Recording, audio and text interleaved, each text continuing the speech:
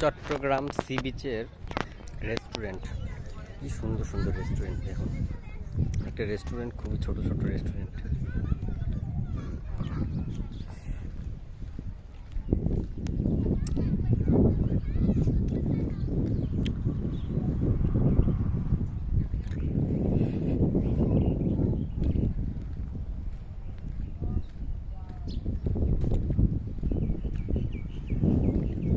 ছোট ছোট হলে কি হচ্ছে, রেস্টুরেন্টগুলো টং দোকানের রেস্টুরেন্ট, কিন্তু খুবই সুন্দর ও সজ্জিত,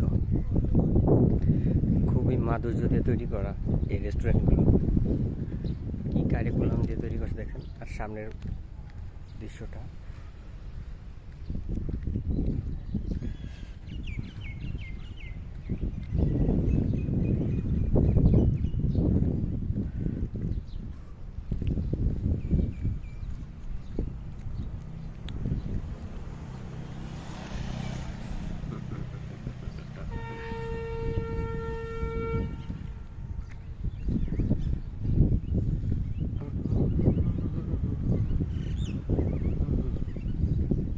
সুন্দর সুন্দর জায়গায় আসলে কেন জানি গান ধরতে ইচ্ছা হয়, কিন্তু গান তো গাইতে পারি না।